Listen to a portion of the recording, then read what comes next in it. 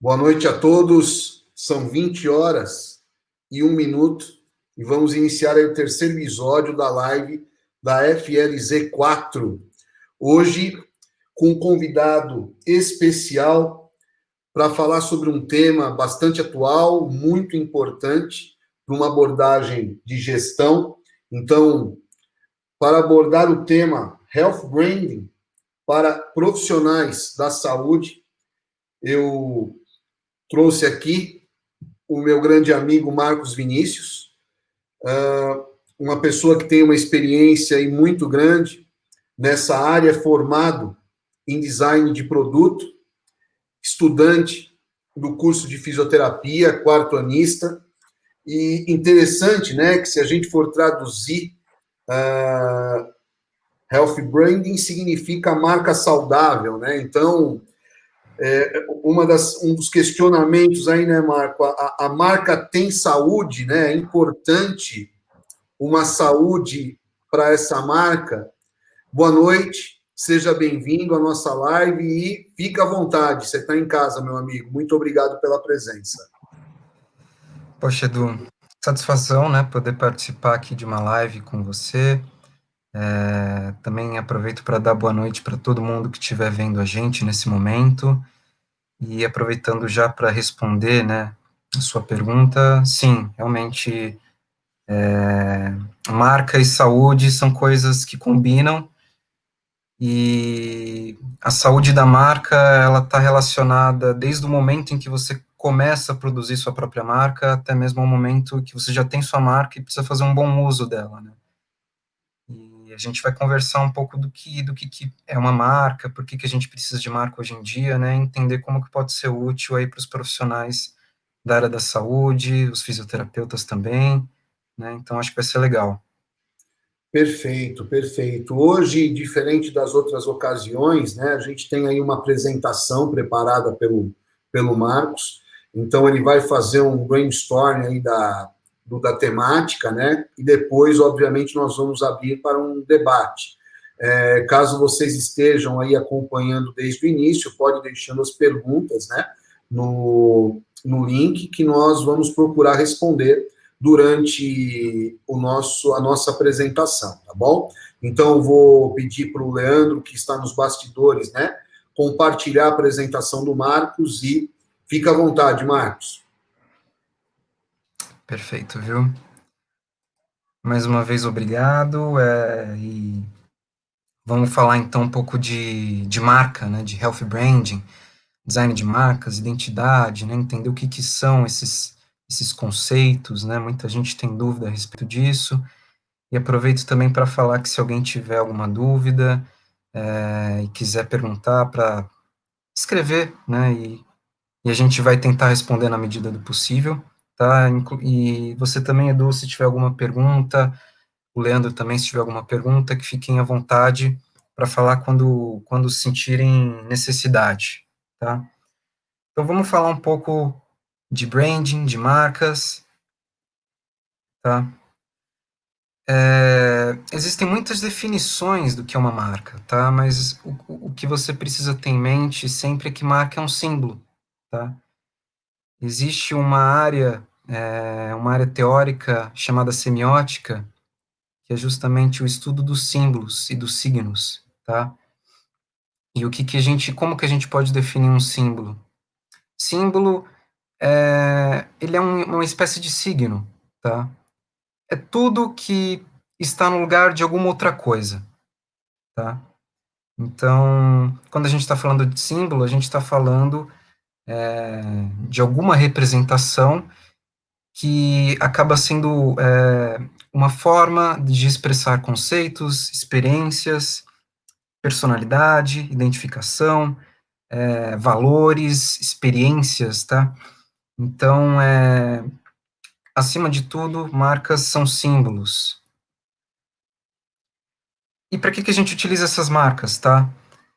É uma forma da gente, de forma muito produtiva e de forma muito eficiente, a gente consegue transmitir mensagens, tá?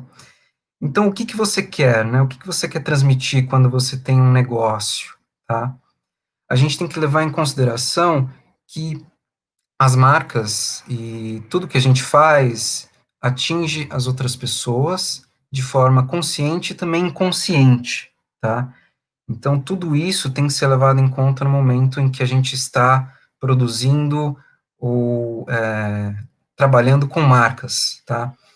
As mensagens, elas ocupam níveis superficiais e boa parte, né, desse conteúdo da mensagem, ele atinge níveis muito profundos da consciência, né, ou o inconsciente, para ser mais exato, tá? Então, daí a importância disso. Você provavelmente deve estar se perguntando isso nesse momento, né? Por que que você precisa de uma marca? Ou será que eu realmente preciso de uma marca? Qual que é a relevância disso que a gente está trazendo hoje para você, tá? Então, para você entender isso, você que está assistindo a gente agora, eu vou fazer uma pequena retrospectiva histórica de design para a gente entender, tá, o que aconteceu, e eu quero que depois você que está assistindo aí chegue na conclusão se você precisa ou não precisa de uma marca, tá? Então, basicamente, eu coloquei uma imagem aqui, pré-revolução industrial, provavelmente isso daqui pertence ao período barroco, tá? Durante essa época, né, então a gente está falando antes do século XVIII, antes, né, das grandes indústrias. Tudo que a gente está vendo aqui foi produzido por pessoas, tá? Foram produzidos por artesãos de muito poder, assim, de produção, de altíssima qualidade. E boa parte dos artigos nessas épocas eram produzidos por essas pessoas e eram destinadas a pessoas com muito poder aquisitivo, tá? Então, basicamente, a principal capacidade de mão de obra, ela trabalhava para pessoas com muito poder e muito dinheiro, tá? E questão estética muito forte, né? Mas tenta pensar nessa época, você está na época do Barroco, por exemplo. Você é um cidadão comum. Tudo que a gente tem aqui, que a gente tem aqui hoje, talvez não fosse tão acessível nessa época. Veja, por exemplo, uma cadeira, tá? Naquela época, a cadeira era produzida por um artesão, então era uma coisa difícil de se ter acesso. Hoje, o que é supérfluo para a gente, naquela época poderia ser uma coisa até bem complicada de se conseguir. Evidente que tudo isso mudou com a Revolução Industrial, tá? Então, a partir aí do século XVIII, século XIX, quando as indústrias foram surgindo, tudo isso mudou, tá? E aí a gente foi basicamente de produtos que eram muito bem feitos e muito bem elaborados, confortáveis, cheio de ornamentos e detalhes, né? Com valor artístico e valor até de adorno muito elevado. Aí a gente foi disso para o que a gente está vendo aqui, o exemplo à direita, tá? Que é um artigo mais comum, tá? Feito na indústria, produção em larguíssima escala, então todo mundo tem acesso a esse tipo de material, tá? E depois da Revolução Industrial, a gente entrou no período das guerras. Então, o que aconteceu com os produtos? A gente entrou numa época que a gente chama de modernismo, onde basicamente os produtos ficaram ainda mais simples, tá? Ficaram ainda mais simplificados, com detalhes retirados. Tudo isso daqui foi feito pensando na produção em larga escala, tá? Numa vida moderna, uma vida agitada, tá? Então, é basicamente isso que é nesse contexto que surge o design, e você tem produtos muito simples e produtos feitos para todas as pessoas consumirem, tá? Nessa época, a gente tinha a mentalidade, né, nós produtores, nós designers, tínhamos a mentalidade de produzir mais artigos utilizando menos matéria-prima e com o menor custo possível. A princípio, a gente achou, né, isso eu estou falando de 1930, por exemplo, achávamos que isso era o caminho ideal, tá? Quanto mais simples e mais barato, melhor, tá? Só que tem um problema, e a gente vai falar disso, tá? Ó, aqui eu estou dando, por exemplo, como exemplo, mobílias produzidas por uma escola muito famosa desse período, dos anos 30, que é a Bauhaus. Veja que toda a mobília que eles fizeram, totalmente ligada a um funcionalismo extremo, tá? Simplificação de detalhes, utilização apenas de cores primárias, que são vermelho, amarelo e azul, realmente pensando na funcionalidade pura e no baixo custo, melhor produção possível em série, tá? Mas em determinado momento, as pessoas sentiram falta de uma coisa. Como a gente poderia suprir as demandas afetivas e as demandas simbólicas que as pessoas tinham, tá? Então isso precisa ficar muito claro. As pessoas, em determinado momento, esses produtores perceberam que as pessoas têm demandas afetivas e demandas simbólicas em tudo que é produzido, tá? Então, subindo aqui de novo, olhando para esse mobiliário ele pode cair muito bem, às vezes, num escritório, mas e num restaurante mexicano? E num parque de diversões? Então, tente entender a partir daí que o ser humano ele começa a entender que os símbolos eles estão presentes em tudo, em todos os negócios, tá? Em todas as modalidades, e que, na verdade, consumir não é apenas uma experiência puramente material, é uma experiência sensorial, uma experiência afetiva, uma experiência de valores, tá? Então, em determinado momento, conforme as décadas foram avançando, tá? Então, a gente está falando de 1930, fomos para 1940, 1950. Aos poucos, a comunidade de designers entendeu que existe uma demanda simbólica nas coisas. Quando você, quando você tem muitos fabricantes que produzem basicamente produtos que são todos iguais, que buscam necessariamente somente a mesma coisa, quando vem um produtor diferente e mostra um caminho simbólico diferente, que gera uma experiência afetiva totalmente diferente, esse tipo de produtor pode se sobressair, tá? E se vocês quiserem depois ver com mais calma isso, isso aconteceu muito na pop art, tá? É movimento dos anos 60, 70, onde os objetos ganhavam vida dentro das casas, né? Fazendo referência a vários símbolos, como, por exemplo, uma língua, uma mão, uma boca, tá? Então, os objetos ganharam uma espécie de expressão simbólica em tudo que eles eram utilizados. E hoje a gente vive uma sociedade ainda mais complexa, tá?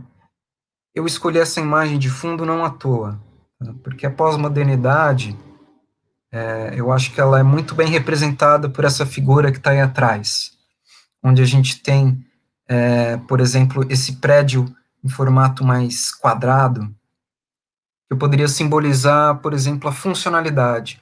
A gente precisa de funcionalidade em tudo que a gente faz, nos produtos, nos serviços que nós oferecemos, né? Na área da saúde, a funcionalidade é extremamente importante. Só que a gente também tem esse prédio à esquerda, que vocês conseguem ver com formato aí mais curvo, mais orgânico, tá? Que também representa um pouco desse aspecto humano de que nós precisamos de formas afetivas, nós precisamos de expressões simbólicas, tá? Coisas que remetam mais ao espírito humano, que de alguma forma expressem nossos sentimentos, uma felicidade, né? Ou então o desejo de ter uma vida feliz, né? A busca de ideais.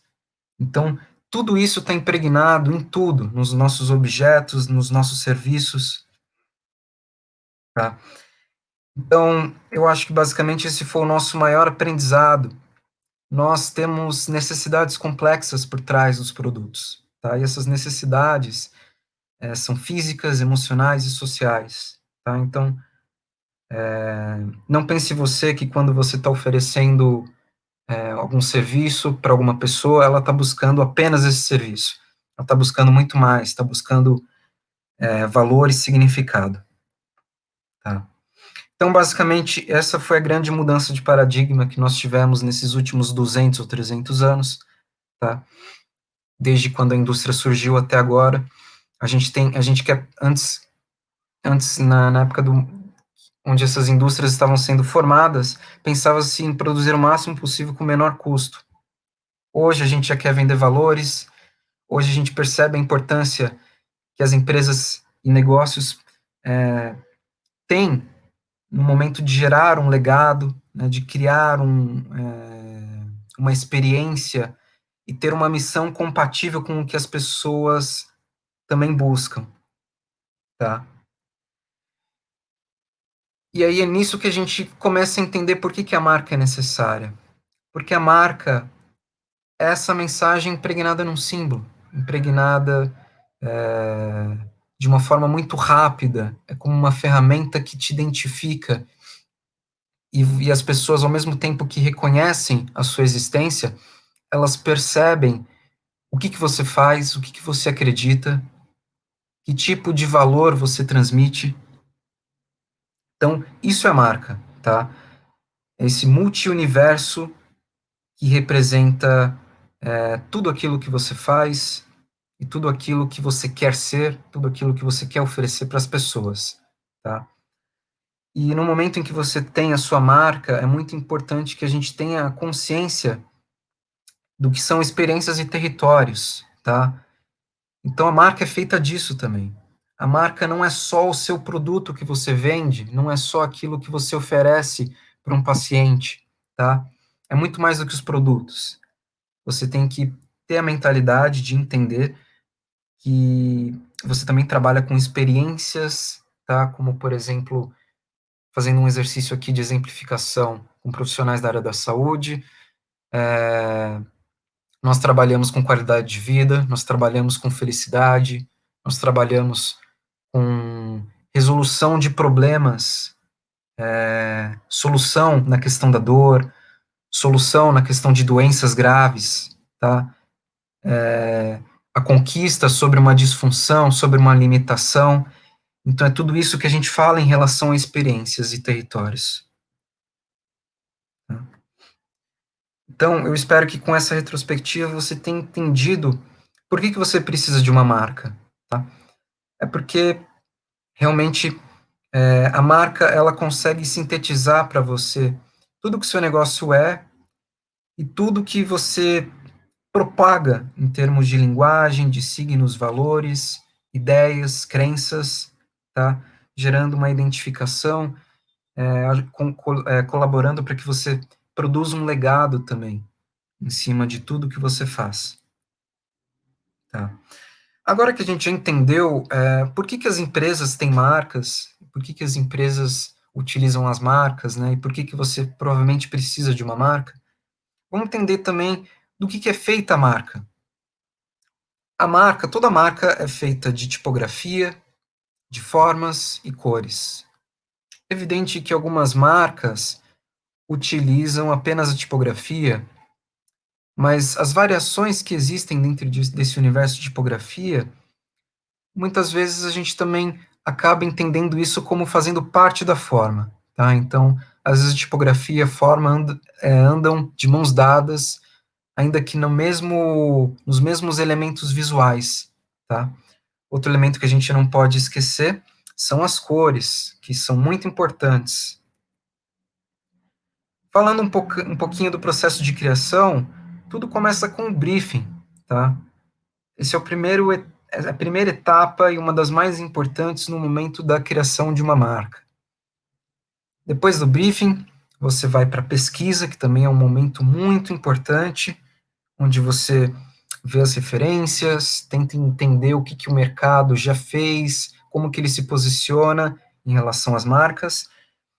A terceira etapa seria a criação de ideias, geração de ideias, onde você tendo uma pesquisa e um briefing muito bem definidos, você consegue produzir muitas ideias que futuramente se transformam nas soluções, tá? Quando a gente está falando de soluções, nós estamos falando já da marca propriamente dita, tá? E tente entender o movimento que esse fluxograma faz, tá? Na metodologia de criação, é sempre um padrão nesse sentido, tá? Você começa com o briefing, com a pesquisa, que vão ampliando, tá? Um espectro de informações e possibilidades. Então, o briefing e a pesquisa são sempre gestos que expandem, tá? Dentro da metodologia e das possibilidades possíveis. A partir do momento que você entra na etapa das ideias e das soluções, note que o desenho ele afunila, o que representa, né, que você, depois de olhar para muitas soluções possíveis, você finalmente está chegando na solução mais ideal. Se alguém tiver curiosidade e quiser entender um pouco mais sobre metodologia de projeto e criações, tem um livro legal que é o Bruno Munari, é um livro muito antigo, mas ele é basicamente o criador das metodologias de projeto, e mesmo as metodologias mais modernas, de certa forma, são referenciadas, são baseadas nesse livro. Só para vocês entenderem, né, quem estiver assistindo aí, o briefing, que é a primeira etapa, ele nada mais é do que um documento que pode ser em Word, pode ser um formulário, onde você capta as informações principais, tá, de um eventual projeto. Muitas perguntas podem ser feitas, tá, mas o que você não pode esquecer de fazer é perguntar o nome, né, que o logo precisa ter, tentar entender o endereço físico e o endereço presencial também do local, entender quais transformações, acontecimentos, tá? O que aconteceu de relevante com o negócio que provavelmente já existe antes da criação da marca. Também é muito importante entender quais são os conceitos e quais são as palavras que definem o negócio do cliente, tá? Mas basicamente é uma ficha com perguntas, tá? Um briefing muito grande também não é muito positivo porque você pode se perder no projeto e o cliente pode não responder com uma eficiência ou com um interesse tão grande. Mas um briefing bom, na minha opinião, ele deve ter aproximadamente 10 perguntas, tá? Que são perguntas-chave, são perguntas bem selecionadas, de forma que você entenda tudo o que há para entender, assim, de forma muito importante, o que é o negócio do cliente, tá? A partir desse momento, a gente parte para a etapa de pesquisa, tá? E aí, então, a gente já tem todas as informações que são pertinentes a respeito do negócio do cliente, aí a gente vai saber como pesquisar, como entender como captar as referências para conseguir criar a marca ideal para o cliente, tá? Existe uma etapa muito especial que a gente não pode desconsiderar, que eu considero, acho que a etapa mais importante de todo o processo de criação, que é delimitar os conceitos da marca, tá? Então, a partir do momento em que você tem o briefing e que você já fez também uma pesquisa, você é capaz de estabelecer conceitos, tá? Conceitos que funcionam como palavras-chave que definem todo o negócio, tá? Em termos de sentimento e de qualidades, tá? Então, é muito comum nos projetos as pessoas falarem muito de excelência, clean, care, perfeição, tá? E existem uma infinidade de expressões que podem ser utilizadas. Aqui eu coletei 4 exemplos, e aí para ficar mais figurativo conforme a gente for avançando, tá? Então, uma vez que a gente determina os conceitos que resumem todo o negócio do cliente, é muito importante a gente tentar captar que tipo de linguagem simbólica esses símbolos, esses conceitos podem ser representados, tá? Então, no meu material, eu, por exemplo, eu pude averiguar que care, quando eu procuro por essa palavra em diversas plataformas, o que eu mais encontro são justamente corações, mãos, abraço, também alguns símbolos relacionados a plantas, talvez algo que seja derivado dos cosméticos, talvez pelo momento onde a gente vive agora em pandemia, também encontra-se muito a questão do home care, então também tem muitos símbolos de casa que são utilizados para expressar o termo care, tá? E a mesma coisa eu faço com os outros conceitos, tá? Então, por exemplo, clean, que significa limpeza, formas de bolhas, formas de brilho, tá? Esguichos, máscaras estão sendo muito utilizadas. Quando a gente fala em perfeição, que é um conceito muito amplo, existem muitas formas de se representar. Perfeição pode ser representado desde um alvo, né, alguma coisa que é muito bem direcionada, que atinge o alvo com 100% de precisão, também pode ser representado pelo equilíbrio, tá, o equilíbrio perfeito de vários elementos. A perfeição também é muito expressado pelo símbolo da pinça humana, tá? Esse sinal de que tá ok, de que tá perfeito, que deu certo, tá?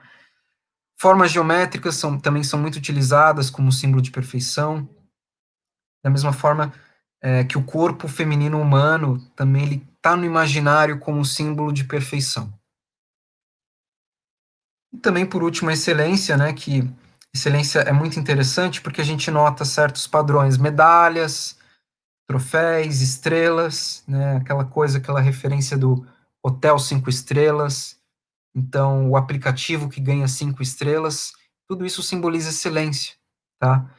Então, eu pego todas as informações que o cliente me passa e eu começo a entender como cada informação pode virar um símbolo. E aí, a partir desse momento, eu tento entender o que essa linguagem simbólica me passa e eu tento expressar tudo isso através de formas, tipografias e cores. Tá? Lembrando que formas, tipografias e cores são justamente os elementos que formam as marcas. Então, por exemplo, quando eu estiver falando de care, eu posso utilizar uma forma para representar care, eu posso utilizar uma tipografia para representar o termo perfeição, o termo clean, e às vezes a questão da excelência eu posso representar pelas cores. Então, note como é complexo essa questão da formação de um símbolo. É necessário muito estudo, é necessário muita pesquisa para você entender todos os elementos, conseguir resumir isso em símbolos e depois transmitir tudo isso em formas, tipografias e cores, tá? Ainda na fase da pesquisa, é muito importante entender esse universo das cores. As cores, bom, as cores são um universo à parte, tá? Vale a pena dizer isso. As cores, elas, existem muitos livros, eu até coloquei alguns aqui na apresentação, para mostrar como referência, tá? Esse livro, A Cor no Processo Criativo, é um livro muito importante que mostra algumas relações puramente teóricas, quando você encaixa formatos geométricos dentro do círculo cromático para escolher cores, tá?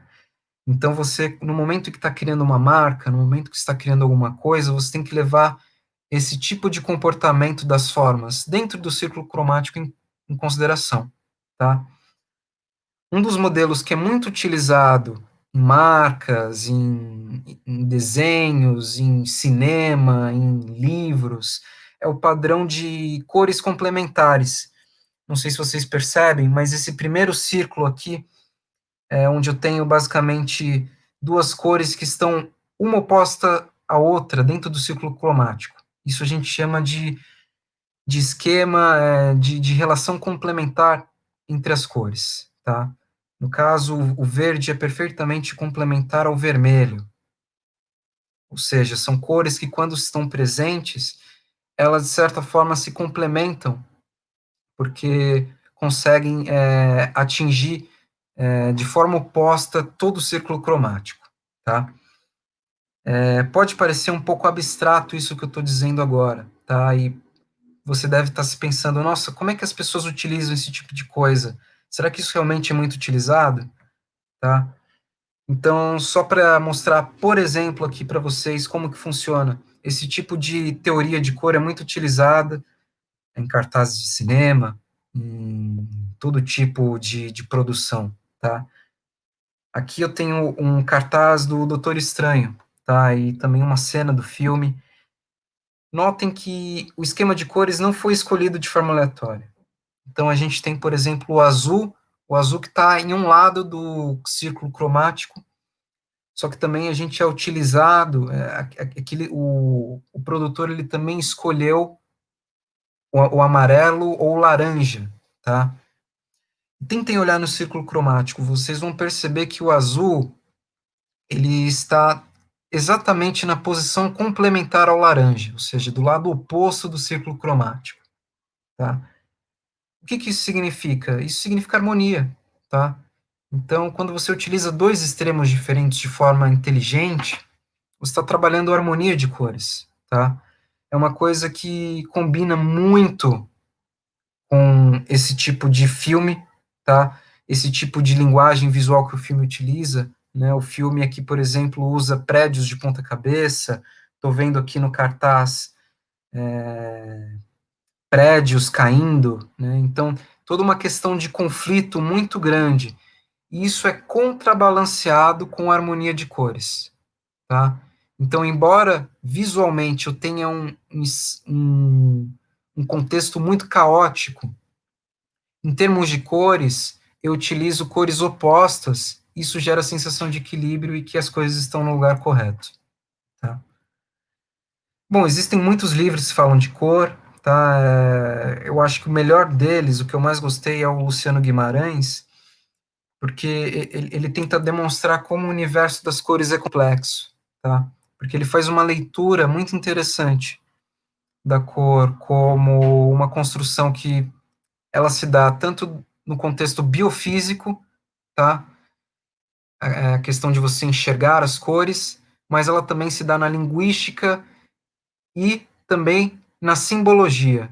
Então, quando a gente olha esses três elementos diferentes, por exemplo, na biofísica, né, o vermelho é considerado uma cor quente, mas dependendo de como você trabalha a cor numa atmosfera mais cultural, ela pode ter um significado diferente. Pode ter um significado, às vezes, de romantismo, de melancolia, ou coisas, vários valores que às vezes são até opostos uns aos outros. Eu deixei aqui um estudo que é bem interessante, feito em cima do uso do vermelho, de um filme que é bem conhecido, né, aquele filme Her, do Joaquin Phoenix. Então, é muito interessante ver como que o filme utiliza o vermelho para dar uma sensação de romantismo, uma sensação, ao mesmo tempo, de futuro, junto de um contexto retrô, tá? Então, falar de valores, às vezes, que são opostos uns aos outros, utilizando uma mesma cor, porém de formas diferentes. Então, eu recomendo esse estudo se alguém tiver curiosidade. Dentro da pesquisa, né, a gente também tem que entender e avaliar o que as tipografias passam para nós. Então, perceber que cada tipografia pode contribuir com uma mensagem completamente diferente, tá, de um símbolo. Então, e as possibilidades, né, de tipografia são sempre muito grandes. Então, a pesquisa ela também engloba você testar e e ter um repertório muito importante de tipografias, quais que podem ser utilizadas, quais que devem ser evitadas para determinado tipo de projeto. Agora, falando um pouco de ideias, tá?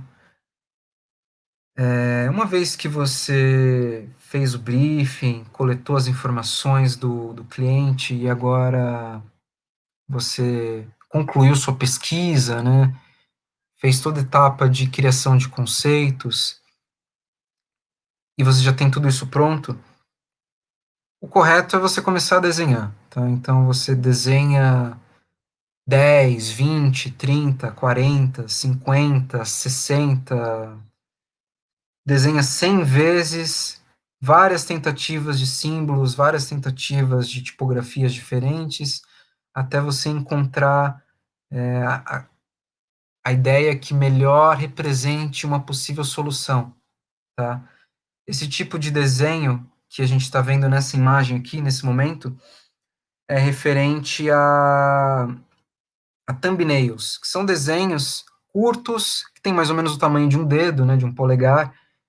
Então você faz eles de forma muito rápida, sem pensar muito, tudo baseado no sentimento de tudo aquilo que você já pesquisou, tá?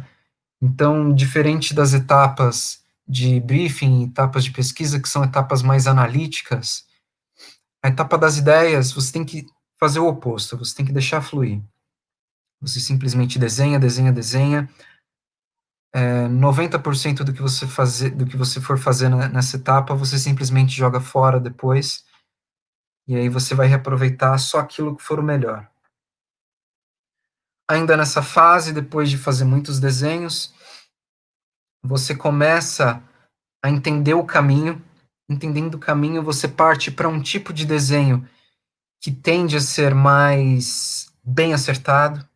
Então, ele é feito com um pouco mais de cuidado, é feito levando em consideração aspectos de forma. Então, por exemplo, proporções, características dos traços já são levados mais em conta, tá? A espessura dos traços. Então, é um desenho que ele traz muita informação sobre o que vai ser o projeto final.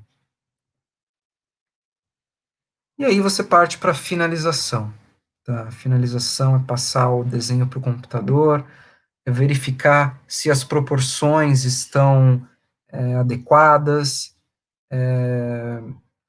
trabalhar as espessuras de linha, trabalhar a proporção entre a tipografia e o símbolo, e também trabalhar com cores que vão permanecer até o fim do projeto, tá? Então, é um momento realmente de finalização. É muito interessante mostrar um exemplo, tá? Uma coisa que eu costumo discutir, né, com muitos dos clientes que eu tive, que boa parte deles são do universo da fisioterapia, mas eu acho que isso vale para a área da saúde como um todo, né? A área da saúde é muito rica, da mesma forma que a fisioterapia, medicina, psicologia, são campos tão ricos, tá? Com tantas especializações, com tantas ferramentas diferentes de trabalho e que abraçam um público tão grande de pessoas, né? Com tantos tipos diferentes de necessidades. E por que que a gente sempre cai, então, nos mesmos clichês, né? Eu sempre fico pensando isso e falo isso com os clientes, tá? Então, parece um contrassenso a gente mostrar a gente fazer parte de um segmento que é tão rico como a fisioterapia, a medicina, a farmacologia, a psicologia, tantos, tantas possibilidades, às vezes a gente cai sempre nos clichês, tá? E agora, só para finalizar, entender o que que é uma marca boa, tá? Não é só ter uma marca bonitinha. Quando você está produzindo as ideias, finalizando a marca, você sempre tem que levar em consideração alguns parâmetros, tá? Como, por exemplo, a pregnância, que é o ato que uma marca tem de permanecer na memória. Para que você tenha uma marca com boa pregnância, a tendência é que você busque desenhos mais simples. A gente está falando de símbolos, a gente não está falando de desenhos realistas. Então, a simplicidade é um caminho que favorece muito a marca, favorece a pregnância, favorece o uso dela em diferentes plataformas. A simplicidade, ela favorece a funcionalidade, que também é um outro item que a gente precisa ressaltar.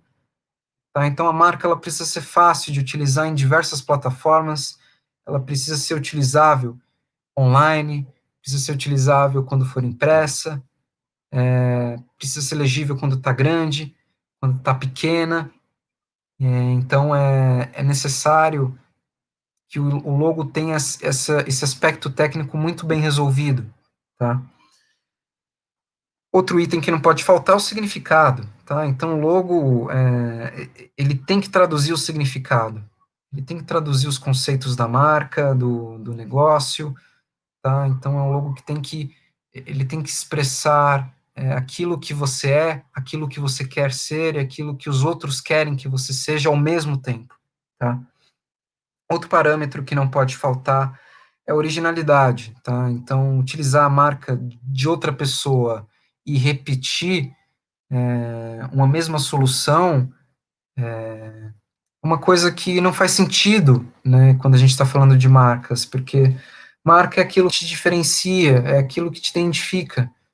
Então, quando você tem um projeto que não é original, isso além de trazer problemas no sentido jurídico, do ponto de vista da lógica das marcas, é uma coisa que não faria sentido, tá? E moda é um parâmetro muito importante, tá? Perceber que o mundo ele está em constante transformação, os negócios estão constantemente se renovando, estão sempre criando novos conteúdos e, de certa forma, vários assuntos surgem, várias pautas acontecem e, de alguma forma, as marcas elas precisam estar inseridas nesse contexto, tá? Por exemplo, atualmente é uma moda muito forte, né, e que já acontece desde muitos anos atrás, desde os anos 2009, né, é o flat, né, então é uma linguagem simples, uma linguagem de programação, então são marcas chapadas que utilizam forma simples, isso faz parte também de certa forma, da moda que a gente vive hoje, da linguagem da internet. Tá? Agora, nós temos erros que também são muito comuns e que precisam ser evitados. Tá? Então, projetos a curto prazo. Evite isso, tá? Se você tiver a oportunidade de fazer o seu projeto com um designer, não tente acelerar demais o processo. Tá? Uma marca ela leva tempo para ser feita, ela precisa de etapas de pesquisa, ela precisa de etapas de geração de ideias, que são muitos desenhos que são feitos. Tá? E aí, a partir do momento que você faz os desenhos, você percebe que os desenhos não estão bons, o designer precisa jogar no lixo e recomeçar do zero. Então, e são efeitos, o efeito do símbolo, ele é percebido ao longo do tempo. Eu não consigo entender tudo que o símbolo traz se eu simplesmente olho para ele uma vez. Tá? Então, a marca ela precisa ser olhada com calma, ela precisa ser analisada, depois tira ela da frente, volta a analisá-la de novo, de forma que ao longo do tempo você percebe se é realmente uma marca que funciona ou não. Então precisa de um período de maturação para a marca surgir, tá? Então o prazo de 1 dia, 2 dias, 3 dias para se criar uma marca é um prazo muito arriscado. Você não consegue sentir o efeito da marca nesse tempo, tá? Sistemas que criam marcas é uma coisa que está surgindo. Na minha opinião, como designer, acredito que não é uma coisa que vale muito a pena, porque você perde a oportunidade, né, de criar um projeto só seu e, ao mesmo tempo, ter uma análise, uma pesquisa profunda por trás de tudo aquilo que você traz para o designer.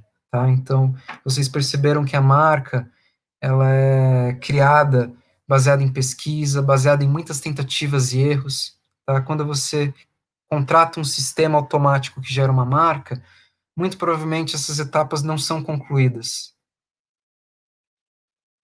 Logos ilegíveis, tá? Então, logos que são poluídos visualmente, logos que você não consegue identificar muito bem o que aquilo está falando, logos com muitos detalhes, isso prejudica a marca, tá?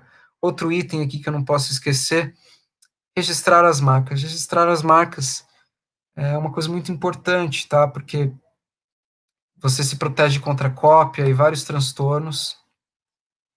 E eu acho que o mais grave de todos é não realizar pesquisas para criar um projeto. Então, quando você está com um designer, é muito importante que ele te mostre o processo da pesquisa, ele te mostre todo o processo de criação e quais parâmetros ele utilizou para criar sua marca. Então, exija isso do designer, porque toda marca ela é fruto de pesquisa e de bastante trabalho na busca por referências e etc. Tá? Por último, eu queria só alertar também para a questão da identidade visual. A identidade visual, ela acaba sendo uma consequência da marca. Então, olha só como a marca é importante. Tudo que a marca representa e expressa é utilizado para a criação de todos os outros elementos, tá? Então, aqui eu até trouxe um exemplo, né? No caso do Eduardo Filoni. Então, aqui nós temos uma demonstração como que a marca dele serviu de matéria-prima para a produção de vários outros materiais, tá?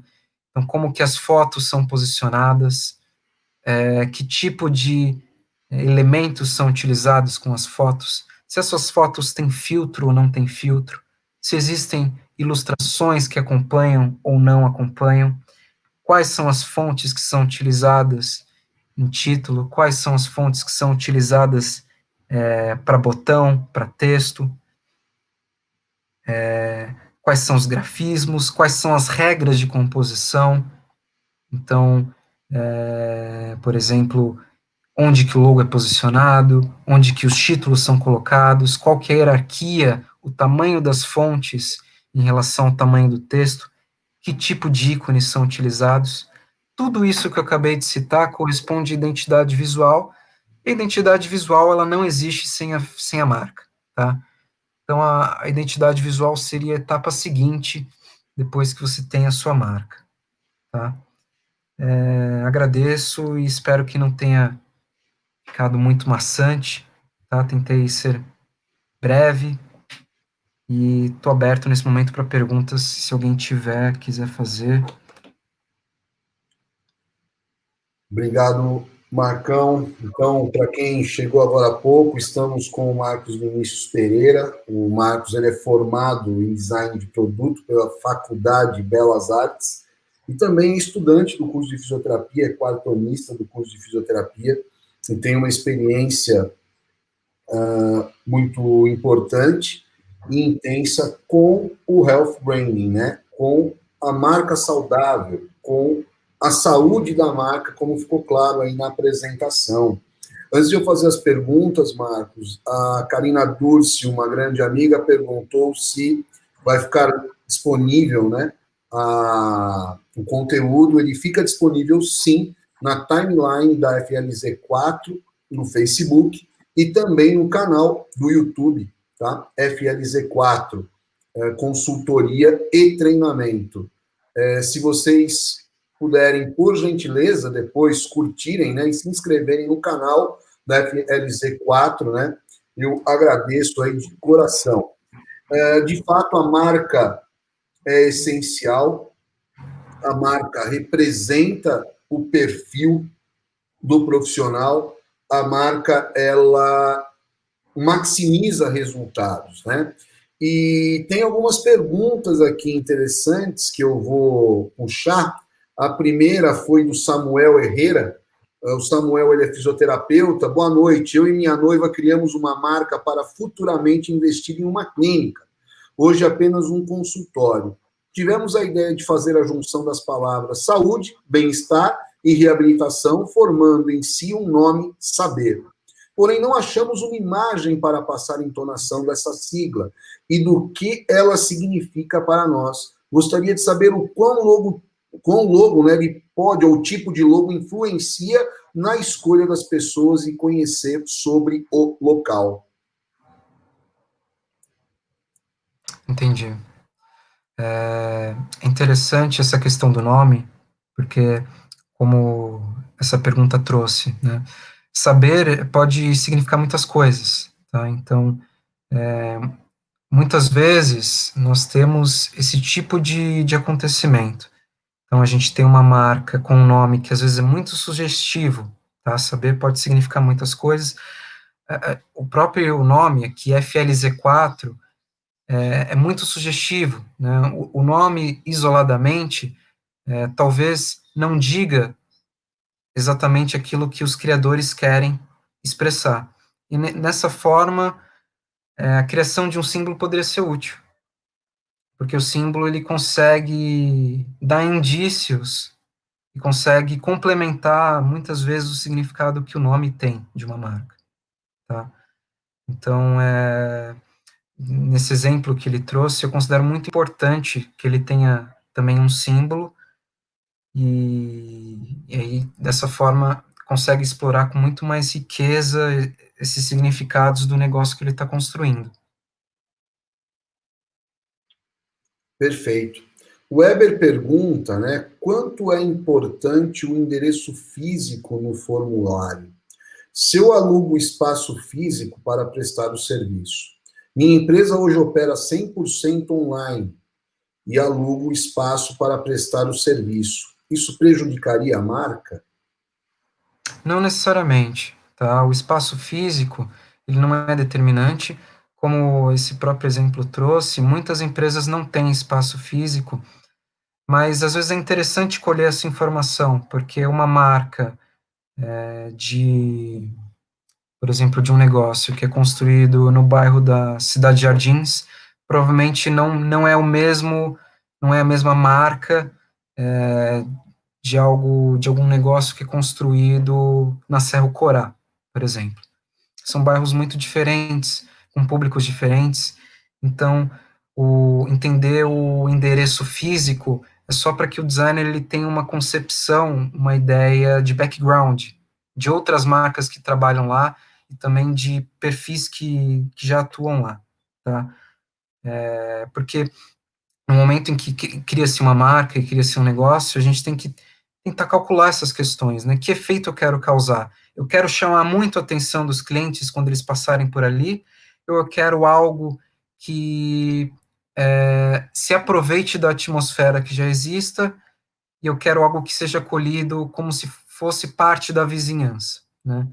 Então, todo esse tipo de abordagem precisa ser inicialmente já previsto, tá? Então, por conta disso, a gente pede esse tipo de informação, mas não é obrigatório, tá? Isso não denigre a marca necessariamente. Perfeito. A Lisandra Lazareschi, ela coloca aqui um comentário, um breve comentário, dizendo que é uma linguagem subliminar. A gente pode considerar a marca uma linguagem subliminar? De certa forma, sim. Eu acredito que sim. É lógico que linguagem subliminar, às vezes, tem um certo tom um pouco pejorativo por trás, né? Mas quando a gente está falando de marcas, nós estamos falando de uma comunicação que se dá num nível consciente, mas também num nível muito inconsciente, tá? Então, não é possível racionalizar e expressar tudo aquilo que uma marca diz, tá? Ou todos os efeitos que a marca tem em cima dos indivíduos. A gente se utiliza de vários estudos, a gente estuda psicologia das cores, nós estudamos psicologia das formas, tudo para que a gente consiga conotar, né, agregar informações e elas se dão tanto no nível consciente como no nível inconsciente. Perfeito. Eu ia te pedir uma gentileza, Marcos, se você puder voltar à apresentação e deixar naquela tela da identidade visual, você pode abrir primeiro, que depois o Leandro ele faz o compartilhamento com a gente. Enquanto isso, eu quero mandar um abraço para o Samuel Herrera, para o Dirceu Reiser, Daniele Tomelin, Eliana Pereira, a Patrícia Furtado Lazareschi, o Davidson, a Maria Stude, Maria Cristina Pereira, Cristiane Santos, Cristiane Vieira Moreira, a Brenda Miranda, Virgínia Saturnino, ao Roque Molo, Weber Marques, Jéssica Lucas, Alessandra Lazareschi, a Carol Ray, a Verena Silva, o Diego Císio, Cíntia Carvalho e a Karina Dursi, além do Carlos Quágio e a Camila Sayumi, e agora também entrou o Rodrigo Gonzalez. Então, um abraço a todos que estão nos assistindo, e depois vocês podem rever a live na íntegra, né? Ou na timeline da FLZ4, ou no canal do YouTube da FLZ4, consultoria e treinamento. Marcão, eu queria falar um pouco da identidade visual. Então, como eu vivenciei esse processo, e pode ter certeza que nos meus 22 anos de formado, uma das coisas, hoje eu posso dizer que me arrependo amargamente, foi de não ter criado a minha marca há 22 anos atrás. Acredito que isso poderia ter feito uma diferença muito grande na minha carreira e feito uma diferença muito grande também nas oportunidades, né? E interessante, porque a identidade visual, eu percebi depois que você idealizou esse produto, que ele me encurtou caminhos e me economizou orçamentos também, né? Então, quando você vai elaborar um site, ou quando você vai solicitar a elaboração de um post, a criação de um post ou de uma chamada, enfim, eu percebi que o manual de identidade visual ele encurta muito caminho. Então, é um investimento que vale a pena, no meu entendimento. Eu queria que você explorasse um pouquinho mais essa questão. Sim, sim.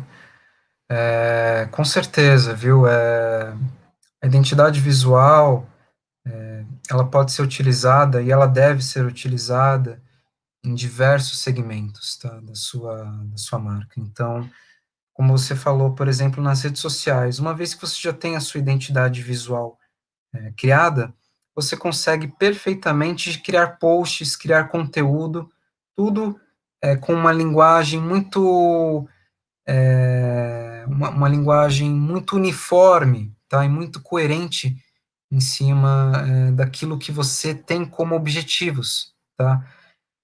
Então, a identidade visual ela tem dois papéis, basicamente, que eu enxergo dessa forma. A identidade visual ela favorece a sua criação, então você tem mais criatividade, você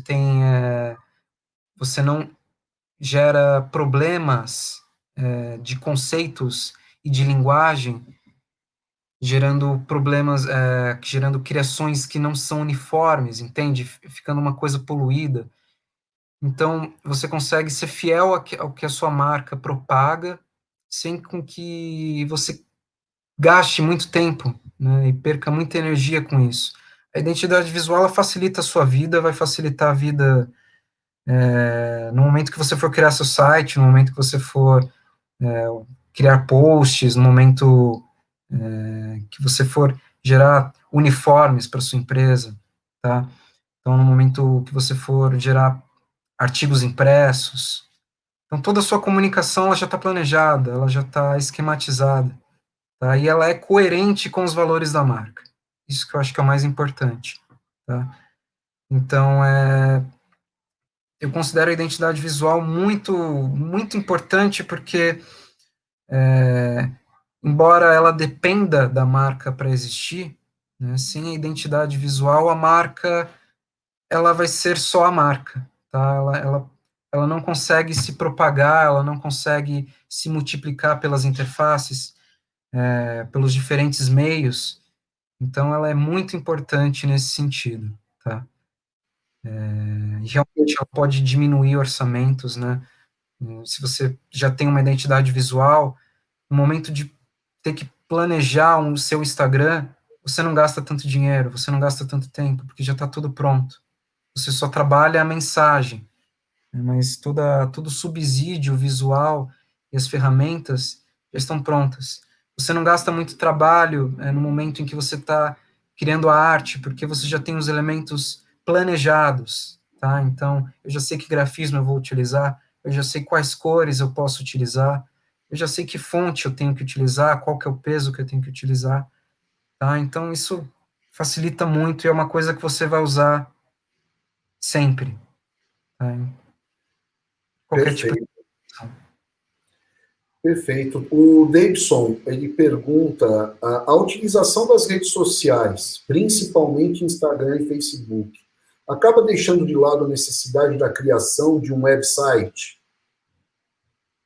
Não, não necessariamente, tá? São funções diferentes, tá? O website, ele funciona às vezes como uma vitrine, que é muito importante você ter, mas baseado no que eu tive contato até agora, das informações, do que eu tenho lido recentemente, até de cursos que eu tenho feito, eu consideraria que as redes sociais são fundamentais, tá? O website, você ainda consegue se virar sem um website, mas as redes sociais ainda são fundamentais. Mas nem por isso você precisa deixar ou deve deixar de ter um website, tá? Então, porque o que acontece? Às vezes as pessoas acabam invertendo alguns valores, tá? No momento em que as pessoas estão nas redes sociais, elas ficam divulgando produtos, produtos, produtos. Talvez a melhor forma, o melhor canal para você já ter produtos divulgados seja o site. Nas redes sociais, você pode aproveitar para divulgar suas ideias. Aquele exemplo que eu falei, que eu mostrei em determinado slide, dos territórios e experiências que a marca tem. Então, você trabalha mais as ideias, né, os valores, as mensagens, e aí você se beneficia mais das redes sociais nesse sentido. Mas vale a pena ter um site, sim. Perfeito, perfeito. Eu tenho mais algumas perguntas, a gente está com o nosso tempo aí estourado, mas enfim, eu acho que vale a pena pela importância da temática, né? Obviamente que Claro. dúvidas, quem está nos assistindo e quem vai nos assistir no futuro pode acessar o site, né, www.flz4.com.br, também tem um e-mail aí na tela e o WhatsApp, onde a gente pode, obviamente, tirar dúvidas, né, em relação a prazos, orçamentos e afins, referente a um trabalho de assessoria e de consultoria, né, nessa área de branding. O que acontece, Marcos? Isso, obviamente, também eu acredito que necessita de uma assessoria, porque eu estou vivendo isso na pele, né? Você tem uma marca, desenvolve um site, desenvolve materiais de escritório, um cartão de visita, né, uma pasta de apresentação, tudo isso é importante, mas a regularidade da utilização da marca nas redes sociais, dentro das suas atividades do dia a dia, né? Eu acredito que ela também precise de uma assessoria, porque, primeiro, a gente não sabe fazer tudo, e segundo, a gente tem as nossas atividades administrativas ou assistenciais, como fisioterapeuta, né? E acaba não existindo um tempo hábil de dedicação para essa regularidade no fluxo. Então, eu queria que você falasse um pouquinho, né? Uma vez que a pessoa adquire a marca, o que ela deve fazer? Uhum. Realmente, essa questão do tempo das redes sociais, tudo isso que você falou é verdade, acontece mesmo, tá? E aí a pessoa, a partir do momento que ela tem a marca, ela tem já uma ferramenta muito importante de divulgação de valores, de símbolos e significados, tá? E aí seria um momento, por exemplo, seria o momento ideal dela construir uma identidade, tá? Então, se ela tem a marca e não tem identidade, a primeira coisa que eu sugiro é que ela faça a identidade visual, tá? Para criar todo esse material de suporte, né? o momento de utilizar aí as redes sociais, de fazer a comunicação, mas se você já tiver tudo isso, é o momento de você usar mesmo a marca, sabe? Você pode colocar ela no perfil do seu Instagram, cria um Instagram para sua marca, interaja com as pessoas, crie conteúdo, tá? Comece a vender e mostrar as soluções que você oferece para as pessoas, tá? A maior parte das pessoas não conhece aquilo que você faz. A maior parte das pessoas não entende que aquilo que você faz é bom. Então, porque como você mesmo disse, elas estão ocupadas, a maioria das pessoas estão ocupadas. Então, você precisa já criar, a partir do momento que você tem tudo isso, todo esse contexto de materiais, vende as suas ideias, demonstra o seu diferencial, você já vai ter todo o material necessário para fazer isso. Tá? Perfeito. A Alessandra tem mais uma pergunta interessante aqui, né? Estudar o público-alvo faz diferença na elaboração de conteúdo para divulgar a marca? Totalmente, totalmente. Precisa ser muito estudado, tá? Existe uma ferramenta que atualmente se utiliza muito, que às vezes você não tem acesso ao público-alvo, porque você não fez uma pesquisa profunda, né? Nem todas as empresas conhecem o próprio público-alvo, mas atualmente trabalha-se muito com personas, uma ferramenta de marketing, onde você basicamente cria um perfil, tá? Um perfil fictício, mas não criar nas redes sociais um perfil fictício, você só cria como se fosse um painel mesmo, monta isso no seu computador, cria um perfil com foto, idade, hábitos, gostos pessoais, necessidades, pontos de dor, pontos onde essas pessoas precisam de mais ajuda, as necessidades mais profundas, aquilo que elas buscam quando estão procurando um negócio, e aí você utiliza isso como referência. A partir do momento que você tem esse perfil muito bem elaborado, você pode até imprimir ele e deixar numa parede. Tudo que você fizer, você faz olhando para essas pessoas, tá? As personas podem ser utilizadas no momento da criação de uma marca, podem ser utilizadas no momento da criação das redes sociais.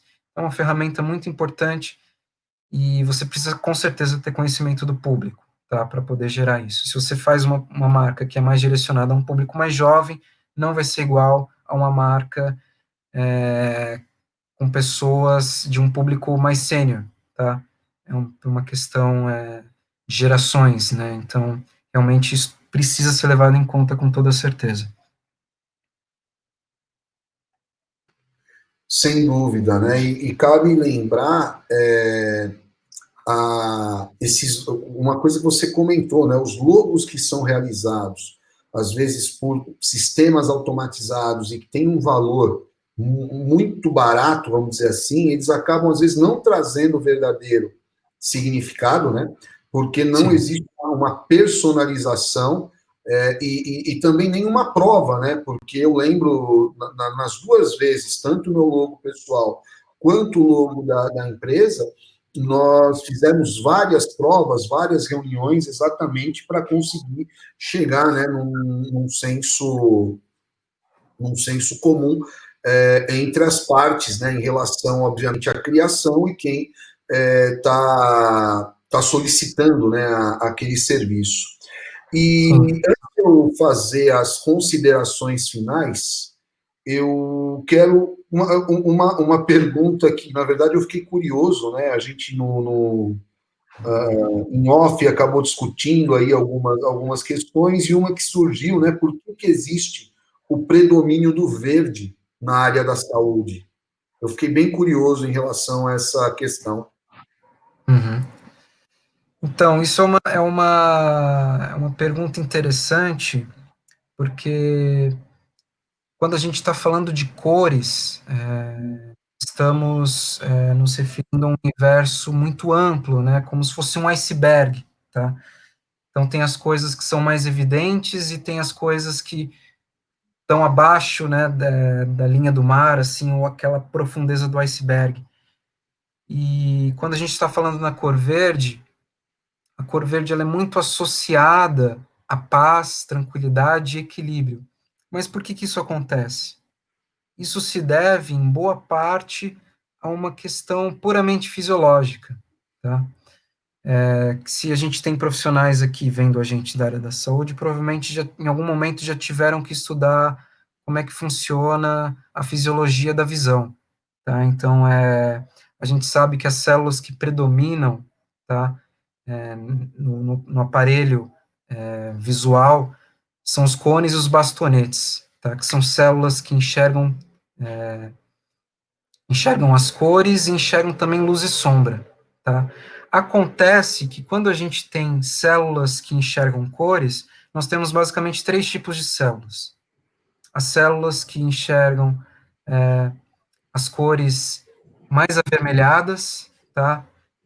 E temos o segundo que enxerga as cores verdes e o terceiro que enxerga as cores azuis.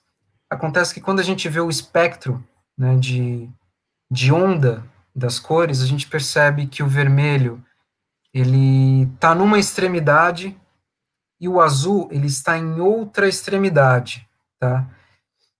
O verde, que corresponde a esse segundo tipo de célula, ele fica bem no meio dessa faixa de espectro que a gente enxerga de cor visível, tá? Então, basicamente, o que eu estou querendo dizer? Nós temos mais cores que enxergam verde do que... Nós temos mais células que enxergam verde do que células que enxergam vermelho ou enxergam azul. Então, quando a gente tem cores, quando a gente enxerga uma cor vermelha, a gente está basicamente se utilizando de uma questão fisiológica mais relacionada a uma célula situada em faixas extremas de percepção visual. Isso acontece com o vermelho e com o azul. Já com o verde, nós temos uma quantidade de células muito maior, porque está justamente no meio dessa faixa visível de cores. Então, como são mais células trabalhando, fica o organismo entende como não sendo uma cor de extremidade, é uma cor de centro. Está localizada no centro do nosso espectro visível. Então, é associado a equilíbrio e tranquilidade por conta disso. Muito bacana, muito bacana. Quero aproveitar e mandar um abraço para a Rosicléia, a Rose que está nos assistindo, a Gláucia Montefusco também, um grande abraço, e a Leonilda Monzinho, um grande abraço, Léo. Sempre muito bom, mesmo à distância, rever aí amigos, ex-alunos, alunos e afins, né? Bem, para a gente finalizar suas considerações finais, então a marca de fato é essencial, a marca maximiza resultados e a marca representa o perfil de profissional. Podemos afirmar isso, Marcão? Eu espero, acho que o meu único objetivo aqui hoje é tentar mostrar como isso é evidente, tá? Então, se você ainda tem dúvidas disso, é sinal que eu falhei, né? Porque tentei de todas as formas expressar como é natural essa necessidade que hoje nós temos por marcas, tá? Essa necessidade simbólica, como que os produtos se posicionam através da utilização de símbolos e mensagens afetivas, mensagens que tem realmente todo o trabalho, todo o serviço que é feito, existe também um serviço psicológico, afetivo, que atua por trás de tudo, tá? Então, também na apresentação, eu deixei o meu contato, se alguém tiver alguma dúvida, quiser entrar em contato pelo WhatsApp e quiser conversar em relação a isso, tentar entender um pouco mais, talvez alguma dúvida que não tenha sido tirada, estamos abertos para a gente falar um pouco mais sobre isso, tá?